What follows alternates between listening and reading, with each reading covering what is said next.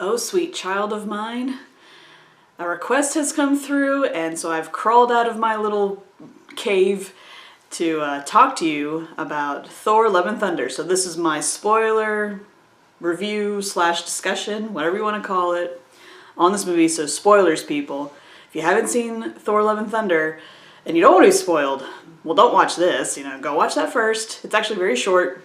Come back and you can check out what my thoughts are as requested by a friend. You know who you are. Okay, so Thor Love and Thunder. Overall, I had a good time. I had to see this movie twice. So I went Thursday night when it opened, and something happened right before the movie started. It was playing trailers, and then they just kind of cut to black. I think they were having some sort of issue. And I was just waiting. I was like, okay, well, this is premiere night. It's in the premium theater. It'll get fixed. But the movie suddenly came on, and we had a picture, and then we had sound. Like, there was a little gap. I think I missed, like, the first 2 minutes. Not the whole beginning. I saw enough to understand what was going on, but it almost threw the movie off a little bit, because I like being settled in. I like my trailers, and then my warning that comes up, and then the logos that come up, letting you know the movie's, like, actually starting now. I didn't get all that. So I did go twice. I went again Saturday. After watching it twice, I really don't want to watch it anymore, like, ever. But maybe I'll feel differently in a few months. I did have fun. Thursday, I had a long day at work, and I just wanted to have some fun. And I was like, okay, this is supposed to be mindless fun. This is not a big cerebral, it's Thor, not the deepest character.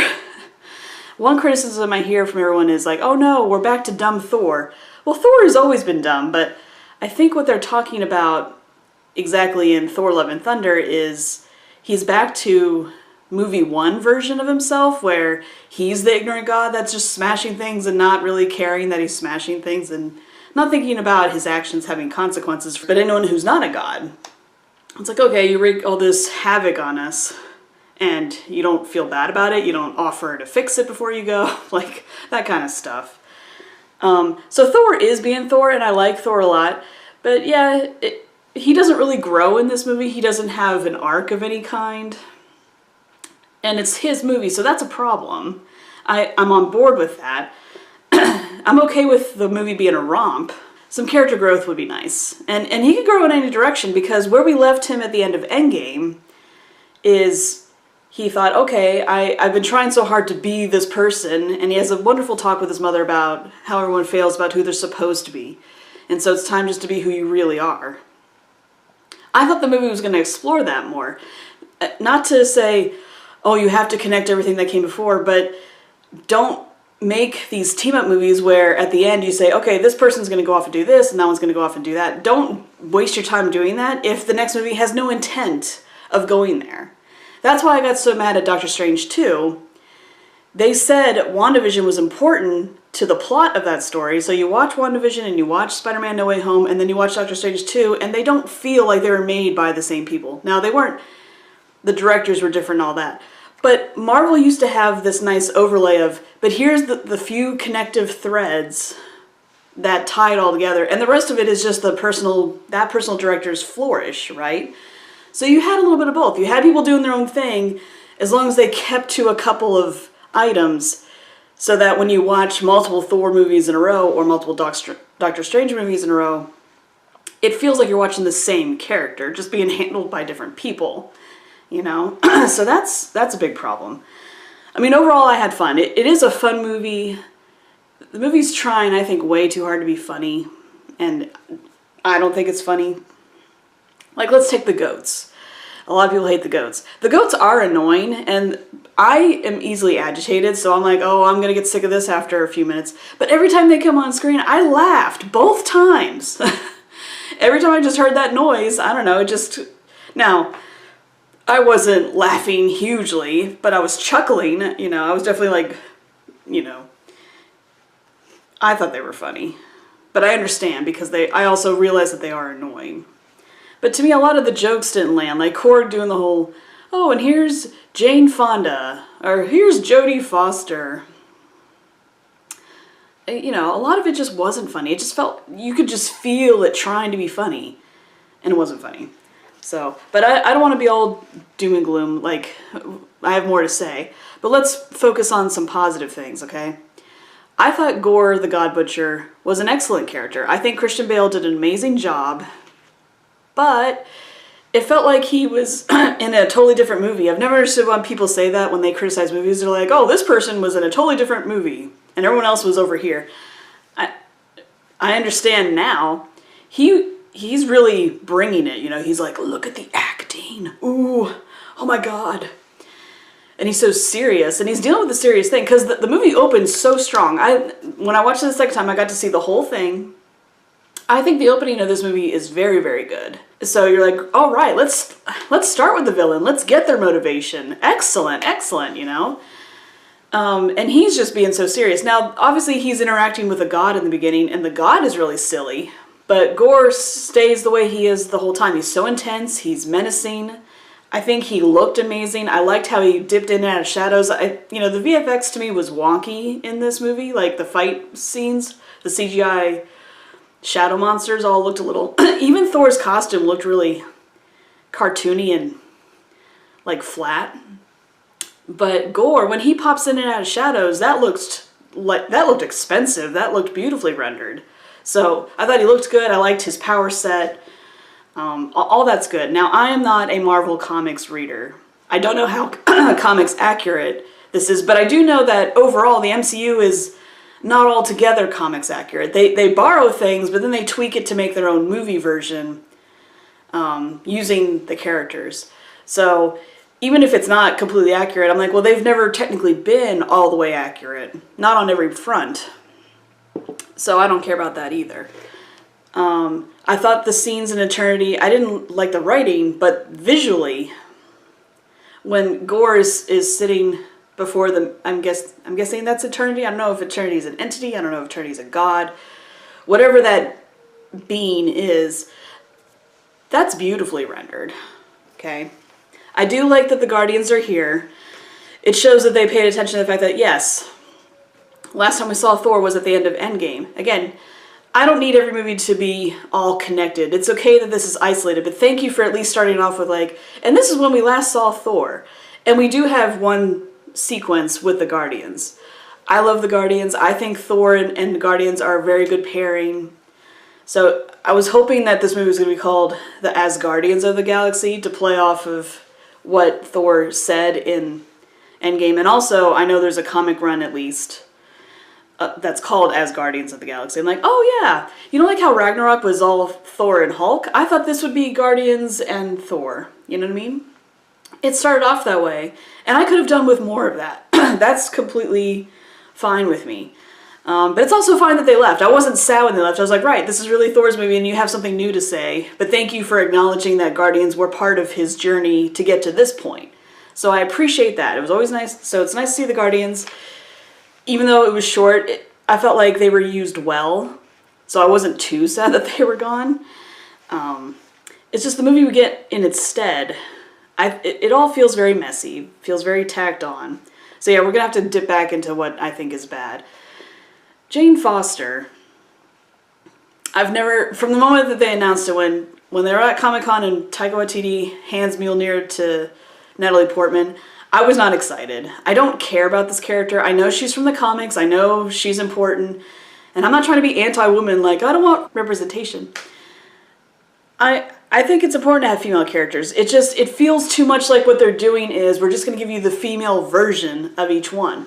So we have Lady Loki and we have Kate Bishop. So it's not really, the show is called Hawkeye, but it's not really about Hawkeye. It's really about Kate Bishop, who's just female Hawkeye. And now this. So I went in this movie a little afraid. I was like, okay, we left Thor in Endgame and he didn't have a path. And he wants to do something new. He doesn't think he's meant to be Thor, God of Thunder, or King of Asgard. He's going to leave all that behind.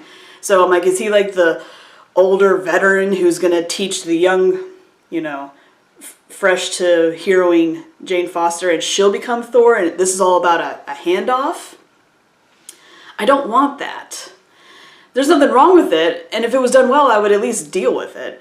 But that's not what we got, you know?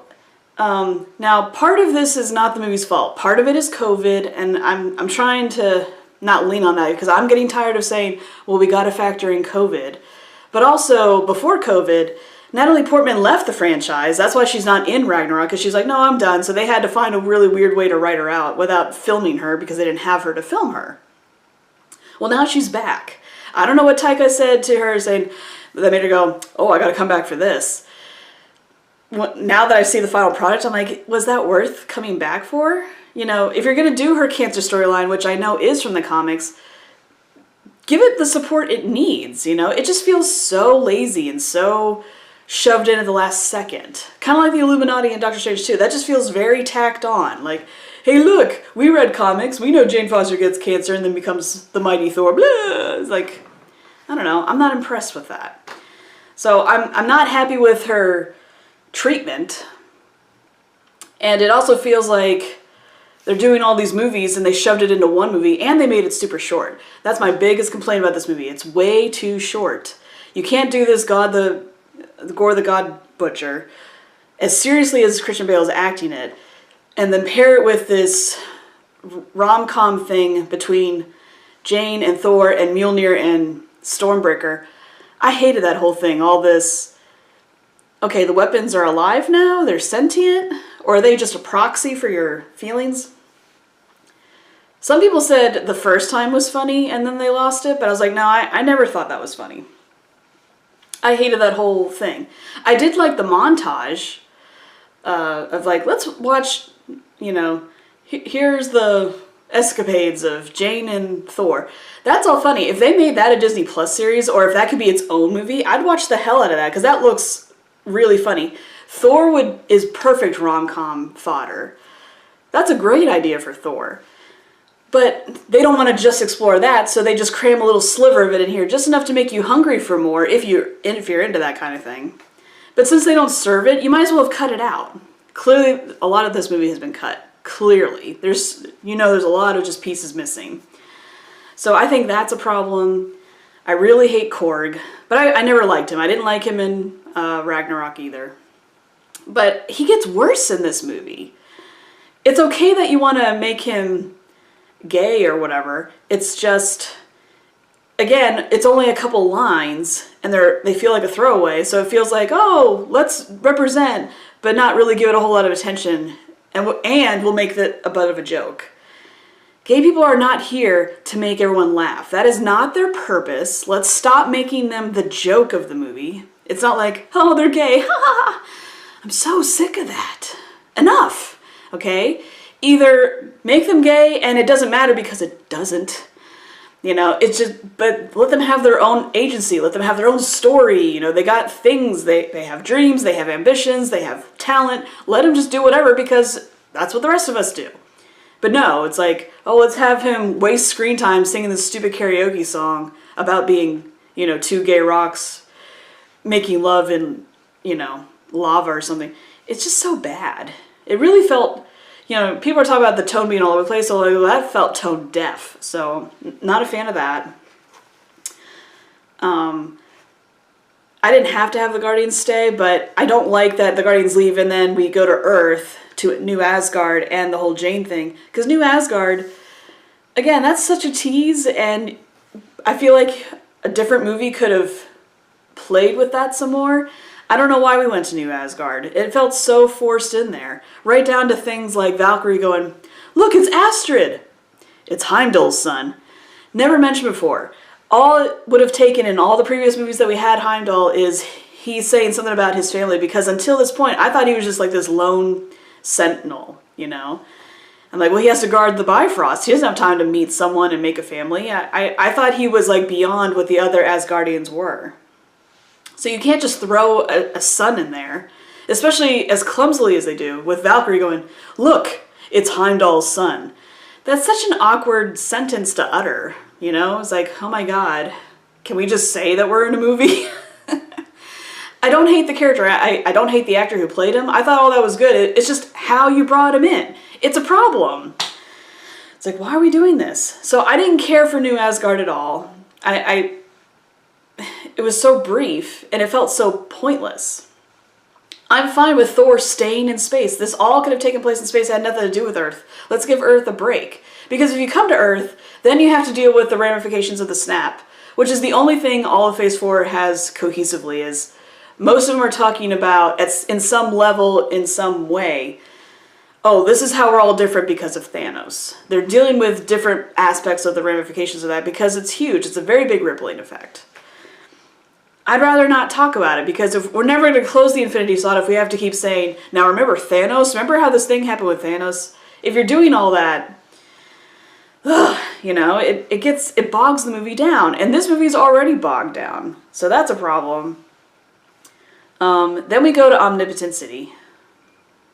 What a stupid name for a... But comics, right? I guess that's accurate. That was visually pretty to look at and interesting. But I hate how we go there. So they go there to raise an army. They're like, oh, the only way to fight a god butcher is to gather as many gods as possible, because if we all go at him at once, he doesn't stand a chance, even with that special necrosword or whatever it's called. So they go to Zeus, and he's supposed to be like the god of the gods, I guess. And I don't know what Russell Crowe's doing, playing this character.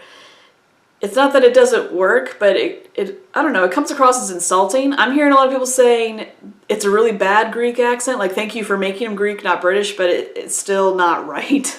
He sounds drunk more than anything. I don't know. What is it with current older male actors? Like you got Tom Hanks doing Colonel Parker and Elvis, and you got Jared Leto doing, what's his name from House of Gucci. Like all these men are kind of in the same category where they're putting on a fat suit or they are fat, and they're just like, I'm gonna be kooky and weird, and it's like, what? The other problem is okay, so the gods say no, but they're like, well, we'll settle for his weapon, his lightning bolt. By the end of the movie, now that I've seen it twice really close together, it's like, you know, that weapon doesn't do very much, because first they stab Zeus with it, and you think he's dead, but the end credit scene shows that he's not. And he strikes Korg with it, and you're like, oh, Korg is dead. And I actually was like, oh, thank God. I would love it if he was dead. He's not. Valkyrie gets stabbed with it by Gore. So, but she doesn't die either. Now, I don't want Valkyrie to die. I love Valkyrie. She's my girl. I gotta say, one thing that makes me very, very happy. When we do go to New Asgard, Valkyrie's wearing a certain t-shirt. King Valkyrie with a taste. I'm so happy that she's wearing a Phantom of the Opera t-shirt. I don't know why she is. I don't know. All costumes are picked. There's a reason. There's a story behind why she's wearing that. I don't need a reason. I'm just happy she's wearing it. Yay, King Valkyrie. Anyway, she gets stabbed with the lightning bolt, but she doesn't die. What's the point? No one important dies. Just low-level gods get butchered off screen. So it's funny that you have a character called Gore the God Butcher, but we don't see any butchering other than when he first inherits the sword. That scene's very good. It would have been nice to have a couple more of those. But no, we gotta waste time talking about infinity cones and sentient weapons are jealous of each other, and let's hang out in a cage with some kids for no reason. You know, it's like... this movie's just all over the place. Like, I don't know what the plot... Like, I don't know how to define the plot. It's just so sloppy. And credit scenes. Let's get to that. I was told that these are good ones. That they're not throwaways. I was like, excellent. I'm like, I don't need them to introduce a new character. I don't really need them to do much. I just don't want them to feel like throwaways. Either complement the movie somehow. Like Captain America at the end of Homecoming when he just comes out and he goes, patience. You know, sometimes you wait long for something and you don't get rewarded. You know, like they're making fun of the fact that we do wait for end credit scenes. So even though that has nothing to do with world building, like in the future, it complemented that movie because throughout the movie he was doing those videos. So either do that or do something where you're hinting at what's next. Like, this is how we know Thanos is coming. This is how we know Captain Marvel's coming, whatever. I was underwhelmed, but maybe it's because I'm just not a Marvel Comics reader. So the first end credit scene, we learned that Zeus is not dead, and I was disappointed right out of the way. I was like, he's not dead either? I'm like, ugh. So that already put me in a bad mood.